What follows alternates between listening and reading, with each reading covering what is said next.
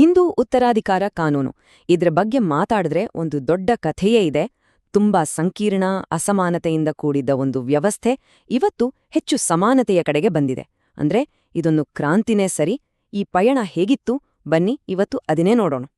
ಒಂದು ಸಿಂಪಲ್ ಪ್ರಶ್ನೆ, ಯಾರಾದ್ರೂ ವಿಲ್ ಬರೆಯದೇ ತೀರಿಕೊಂಡ್ರೆ ಅವರ ಆಸ್ತಿ ಯಾರಿಗೆ ಹೋಗುತ್ತೆ? ಸರಳ ಅನ್ಸಿದ್ರೂ ಇದರ ಹಿಂದಿನ ಕಾನೂನಿದೆಯಲ್ಲ, ಅದು ಶತಮಾನಗಳಿಂದ ಬದಲಾಗ್ತಾನೆ ಬಂದಿದೆ. ಆ ಬದಲಾವಣೆಯ ಪಯಣ ಹೇಗಿತ್ತು ಅಂತ ನೋಡೋಣ. ಹಿಂದೆಲ್ಲ ಈ ಪ್ರಶ್ನೆಗೆ ಉತ್ತರ ಅಷ್ಟು ಸುಲಭವಾಗಿರ್ಲಿಲ್ಲ. ಯಾಕಂದ್ರೆ ಆಸ್ತಿ ಹಂಚಿಕೆ ನಿಯಮಗಳು ಒಂದಲ್ಲ ಎರಡಲ್ಲ ತುಂಬನೇ ಸಂಕೀರ್ಣವಾಗಿದ್ವು. ಅದಕ್ಕಿಂತ ಮುಖ್ಯವಾಗಿ ಹೆಣ್ಣು ಗಂಡು ಅಂತ ಅಸಮಾನತೆ ತುಂಬಿತ್ತು. ಅಷ್ಟೇ ಅಲ್ಲ, ಒಂದೊಂದು ಪ್ರಾಂತ್ಯದಲ್ಲಿ ಒಂದೊಂದು ತರಹದ ಕಾನೂನು. ಯೋಚನೆ ಮಾಡಿ, ಎಂಥ ಗೊಂದಲ ಇರಬೇಡ. ಈ ಗೊಂದಲವನ್ನ ಸರಿಪಡಿಸೋಕೆ ಶುರುವಾದ ಪ್ರಯತ್ನಗಳೇ ನಮ್ಮ ಇವತ್ತಿನ ಕಥೆಯ ಕೇಂದ್ರ. ಸರಿ, ಹಾಗಾದ್ರೆ ನಮ್ಮ ಇವತ್ತಿನ ಪಯಣ ಹೀಗಿರಲಿದೆ. ಮೊದಲು ಹಳೇ ಕಾಲದ ನಿಯಮಗಳು ಹೇಗಿದ್ದು ಅಂತ ನೋಡೋಣ. ಆಮೇಲೆ 1956ರ ಕಾಯ್ದೆ ತಂದ ಬದಲಾವಣೆಗಳ ಬಗ್ಗೆ ಮಾತಾಡೋಣ. ನಂತರ ಮಹಿಳೆಯರಿಗೆ ಆಸ್ತಿಯಲ್ಲಿ ಸಂಪೂರ್ಣ ಅಧಿಕಾರ ಸಿಕ್ಕಿದ್ದು ಹೇಗೆ ಮತ್ತೆ ಹೆಣ್ಣುಮಕ್ಕಳ ಹಕ್ಕಿನಲ್ಲಿ ಆದ ಕ್ರಾಂತಿ ಏನು ಅಂತ ತಿಳ್ಕೊಳ್ಳೋಣ. ಕೊನೆಗೆ ಈ ಕಾನೂನುಗಳ ಹೊರತಾಗಿ ನಮ್ಮ ಆಯ್ಕೆಗಳು ಅಂದ್ರೆ ವಿಲ್ ಮತ್ತು ದಾನಗಳ ಬಗ್ಗೆ ಚರ್ಚಿಸೋಣ. ಸರಿ, ಹಾಗಾದ್ರೆ ನಮ್ಮ ಪಯಣದ ಮೊದಲ ಹೆಜ್ಜೆ ಇಡೋಣ. ಹಳೆ ಕಾಲದ ನಿಯಮಗಳು. ಇಲ್ಲೊಂದು ಇಂಟ್ರೆಸ್ಟಿಂಗ್ ವಿಷಯ ಏನಂದ್ರೆ, ಆಗಿನ ಕಾಲದಲ್ಲಿ ಆಸ್ತಿ ಹಂಚಿಕೆ ಅನ್ನೋದು ಬರೀ ದುಡ್ಡಿನ ವ್ಯವಹಾರ ಆಗಿರ್ಲಿಲ್ಲ. ಅದೊಂದು ಧಾರ್ಮಿಕ ಕರ್ತವ್ಯವಾಗಿತ್ತು. ಅಂದ್ರೆ ತೀರಿಕೊಂಡವರ ಆತ್ಮಕ್ಕೆ ಮೋಕ್ಷ ಸಿಗ್ಬೇಕು ಅನ್ನೋ ನಂಬಿಕೆ ಅದರ ಹಿಂದಿತ್ತು. ಆಶ್ಚರ್ಯ ಅಂದ್ರೆ ಇಡೀ ದೇಶಕ್ಕೆ ಒಂದೇ ಕಾನೂನೇ ಇರ್ಲಿಲ್ಲ. ಮುಖ್ಯವಾಗಿ 2 ಪದ್ಧತಿಗಳಿದ್ವು. ಮೊದಲನೇದು ಮಿತಾಕ್ಷರ. ಇದರ ಪ್ರಕಾರ ಗಂಡು ಮಗು ಹುಟ್ಟಿದ ತಕ್ಷಣನೇ ಪೂರ್ವಜರ ಆಸ್ತಿಯಲ್ಲಿ ಪಾಲುದಾರಾಗ್ಬಿಡ್ತಿದ್ದ. ಆದರೆ ಬಂಗಾಳದ ಕಡೆ ಚಾಲ್ತಿಯಲ್ಲಿದ್ದ ದಾಯಭಾಗ ಪದ್ಧತಿ ಪ್ರಕಾರ ತಂದೆ ಬದುಕಿರೋವರೆಗೂ ಮಕ್ಳಿಗೆ ಯಾವ ಹಕ್ಕೂ ಇರ್ಲಿಲ್ಲ. ಅವರು ತೀರ್ಕೊಂಡ ಮೇಲಷ್ಟೇ ಆಸ್ತಿ ಸಿಕ್ತಿತ್ತು. ನೋಡಿ, ಒಂದೇ ದೇಶದಲ್ಲಿ ಎಂಥ ಬೇರೆ ಬೇರೆ ನಿಯಮಗಳು. ಮಿತಾಕ್ಷರ ಪದ್ಧತಿಯಲ್ಲಿ ಅಪ್ರತಿಬಂಧ ದಾಯ ಅಂತೆ ಒಂದು ಪ್ರಮುಖ ಕಾನ್ಸೆಪ್ಟ್ ಇತ್ತು. ಇದೊಂದೇ ಸಾಕು ಆ ವ್ಯವಸ್ಥೆ ಎಷ್ಟು ಪುರುಷ ಪ್ರಧಾನವಾಗಿತ್ತು ಅಂತ ಅರ್ಥ ಮಾಡ್ಕೊಳ್ಳೋಕೆ. ಇದರ ಪ್ರಕಾರ ಆಸ್ತಿಯ ಮೇಲಿನ ಹಕ್ಕು ಮಗ, ಮೊಮ್ಮಗ, ಮರಿಮಗ ಹೀಗೆ ಕೇವಲ ಗಂಡು ಸಂತತಿಯಲ್ಲೇ ಮುಂದುವರಿತಾ ಇತ್ತು. ಈ ಎಲ್ಲ ಗೊಂದಲಗಳು, ಅಸಮಾನತೆಗಳು ಇದನ್ನೆಲ್ಲ ಸರಿ ಮಾಡೋಕೆ ಒಂದು ದೊಡ್ಡ ಹೆಜ್ಜೆ ಬೇಕಿತ್ತು. ಆ ಹೆಜ್ಜೆಯೇ 1956ರಲ್ಲಿ ಬಂದ ಹಿಂದೂ ಉತ್ತರಾಧಿಕಾರ ಕಾಯ್ದೆ. ಇದರ ಉದ್ದೇಶ ತುಂಬಾ ಸ್ಪಷ್ಟವಾಗಿತ್ತು. ಇಡೀ ದೇಶಕ್ಕೆ ಒಂದೇ ಕಾನೂನು ತರಬೇಕು. ಅದು ಮಾಡರ್ನ್ ಆಗಿರಬೇಕು ಮತ್ತೆ ಮುಖ್ಯವಾಗಿ ಹೆಣ್ಣು ಗಂಡು ಅಂತ ತಾರತಮ್ಯ ಇರಬಾರ್ದು. ಈ ಹೊಸ ಕಾನೂನು ಒಂದು ಸ್ಪಷ್ಟವಾದ ವ್ಯವಸ್ಥೆಯನ್ನ ಜಾರಿಗೆ ತಂತು. ಒಬ್ಬ ಹಿಂದೂ ಪುರುಷ ತೀರಿಕೊಂಡ್ರೆ ಆಸ್ತಿ ಯಾರಿಗ್ ಹೋಗ್ಬೇಕು ಅಂತ 4 ಹಂತಗಳನ್ನ ಮಾಡಿತು. ಮೊದಲ ಆದ್ಯತೆ ಕ್ಲಾಸ್ 1 ವಾರಸುದಾರರಿಗೆ. ಇದ್ರಲ್ಲಿ ಯಾರು ಬರ್ತಾರೆ? ತಾಯಿ, ಹೆಂಡ್ತಿ, ಮಗ ಮತ್ತು ಮಗಳು. ಎಲ್ಲಕ್ಕಿಂತ ಮುಖ್ಯವಾದ ವಿಷಯ ಅಂದ್ರೆ ಇವರೆಲ್ಲರಿಗೂ ಸಮಾನವಾದ ಪಾಲು ಸಿಗುತ್ತೆ. ಒಂದು ವೇಳೆ ಕ್ಲಾಸ್ 1ನಲ್ಲಿ ಯಾರೂ ಇಲ್ಲ ಅಂದ್ರೆ ಮಾತ್ರ ಆಸ್ತಿ ಮುಂದಿನ ಹಂತಕ್ಕೆ ಹೋಗುತ್ತೆ. ಸರಿ, ಈ ಪಾಲು ಹಂಚೋದು ಹೇಗೆ? 2 ಮುಖ್ಯ ವಿಧಾನಗಳಿವೆ. ಸಾಮಾನ್ಯವಾಗಿ ಕ್ಲಾಸ್ 1ನಲ್ಲಿರೋ ಎಲ್ಲರಿಗೂ ತಲಾ ಹಂಚಿಕೆ ಅಂದ್ರೆ ಪರ್ ಕ್ಯಾಪಿಟಾ, ಪ್ರತಿಯೊಬ್ಬರಿಗೂ ಒಂದೊಂದು ಸಮಪಾಲು. ಆದ್ರೆ ಒಂದು ವೇಳೆ ಮಗ ಅಥವಾ ಮಗಳು ಮೊದಲೇ ತೀರ್ಕೊಂಡಿದ್ರೆ ಆಗ ಅವರ ಪಾಲು ಅವರ ಮಕ್ಕಳಿಗೆ ಹೋಗುತ್ತೆ. ಇದನ್ನ ಶಾಖಾವಾರು ಹಂಚಿಕೆ ಅಂದ್ರೆ ಪರ್ ಸ್ಟರ್ಬ್ಸ್ ಅಂತ ಕರೀತಾರೆ. ಅಂದ್ರೆ ಮೊಮ್ಮಕ್ಕಳು ಅವರ ತಂದೆ ತಾಯಿಗೆ ಬರಬೇಕಾಗಿದ್ದ ಪಾಲನ್ನ ಒಟ್ಟಾಗಿ ಹಂಚ್ಕೊಳ್ತಾರೆ. 1956ರ ಕಾಯ್ದೆ ತಂದ ಮತ್ತೊಂದು ದೊಡ್ಡ ಬದಲಾವಣೆ, ಬಹುಶಃ ಅತ್ಯಂತ ಕ್ರಾಂತಿಕಾರಕ ಬದಲಾವಣೆ ಅಂದ್ರೆ ಮಹಿಳೆಯರ ಆಸ್ತಿ ಹಕ್ಕು. ಇದರ ಬಗ್ಗೆ ಈಗ ನೋಡೋಣ.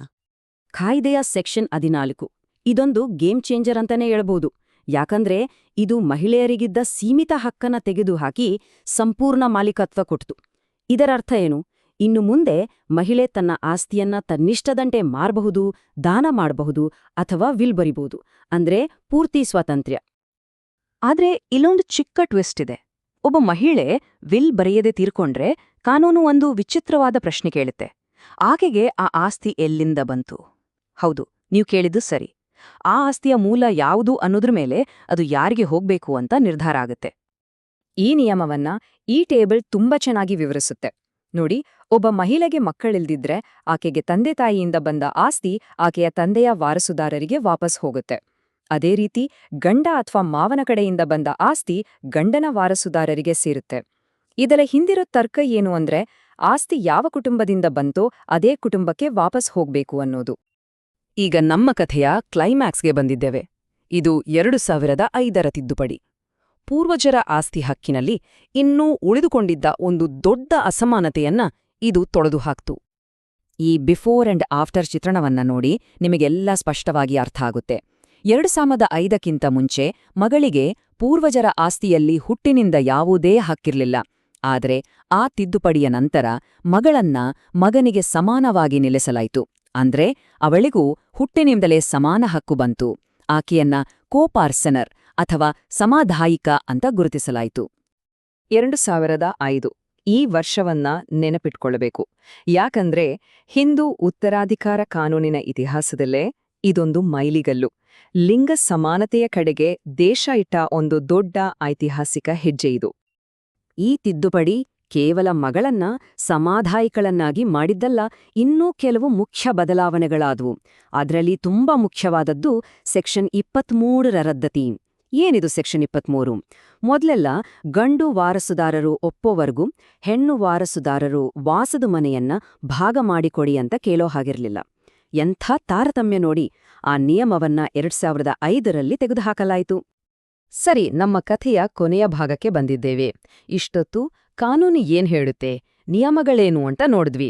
ಆದ್ರೆ ನಮ್ಮ ಸ್ವಂತ ಇಚ್ಛೆ, ನಮ್ಮ ಆಯ್ಕೆಗಳು ಇವಿಗೆಲ್ಲ ಜಾಗ ಇಲ್ವಾ? ಖಂಡಿತ ಇದೆ. ಅದೇ ವಿಲ್ ಮತ್ತು ದಾನಗಳು. ಇದರ ಬಗ್ಗೆ ಮಾತಾಡೋಣ. ಆಸ್ತಿ ಹಂಚಿಕೆಯಲ್ಲಿ ಮೂಲಭೂತವಾಗಿ 2 ದಾರಿಗಳಿವೆ. ಮೊದಲನೆಯದು ನಿರ್ವಶೀಯತ್ ಉತ್ತರಾಧಿಕಾರ, ಅಂದ್ರೆ ವಿಲ್ ಇಲ್ಲದಿದ್ದಾಗ ನಡೆಯೋದು. ಆಗ ಕಾನೂನು ತನ್ನ ನಿಯಮಗಳ ಪ್ರಕಾರ ಆಸ್ತಿಯನ್ನ ಹಂಚುತ್ತೆ. ಇದೊಂದು ರೀತಿ ಡಿಫಾಲ್ಟ್ ಸೆಟ್ಟಿಂಗ್ ಇದ್ದ ಹಾಗೆ. ಎರಡನೆಯದು ಮರಣಶಾಸನೀಯ ಉತ್ತರಾಧಿಕಾರ, ಅಂದ್ರೆ ವಿಲ್ ಬರೆದಾಗ. ಆಗ ಬರೆದವರ ಇಚ್ಛೆಯೇ ಅಂತಿಮ, ಕಾನೂನು ಮಧ್ಯೆ ಬರೋದಿಲ್ಲ. ತಮ್ಮ ಇಚ್ಛೆಯಂತೆ ಆಸ್ತಿ ಹಂಚಲು 2 ಮುಖ್ಯ ಸಾಧನಗಳಿವೆ. ಒಂದು ದಾನ. ಇದನ್ನ ಬದುಕಿದ್ದಾಗ್ಲೇ ಮಾಡೋದು ಮತ್ತು ಕೊಟ್ಟ ತಕ್ಷಣವೇ ಅದು ಜಾರಿಗೆ ಬರುತ್ತೆ. ಇನ್ನೊಂದು ವಿಲ್. ಇದನ್ನ ಬರೆದ್ರೂ ಅದು ಜಾರಿಗೆ ಬರೋದು ವ್ಯಕ್ತಿ ತೀರಿಕೊಂಡ ನಂತರವೇ. ಅಲ್ಲಿವರೆಗೂ ಬರ್ದವರು ಅದನ್ನ ಯಾವಾಗ ಬೇಕಾದ್ರೂ ಬದಲಾಯಿಸಬಹುದು ಅಥವಾ ರದ್ದು ಮಾಡಬಹುದು. ಹಾಗಾದ್ರೆ ಕೊನೆಗೆ ಉಳಿಯೋ ಪ್ರಶ್ನೆ ಇದೇನೆ. ಕಾನೂನು ಒಂದು ಡಿಫಾಲ್ಟ್ ದಾರಿಯನ್ನ ತೋರಿಸುತ್ತೆ, ಆದ್ರೆ ವಿಲ್ ಒಬ್ಬರ ವೈಯಕ್ತಿಕ ಇಚ್ಛೆಯನ್ನ ಘೋಷಿಸುತ್ತೆ. ಹಾಗಾದ್ರೆ ಒಂದು ಆಸ್ತಿಯ ಕಥೆಯನ್ನ ಬರೆಯೋದು ಯಾರು? ಕಾನೂನಾ ಅಥವಾ ಆಸ್ತಿಯ ಮಾಲೀಕರೇನಾ?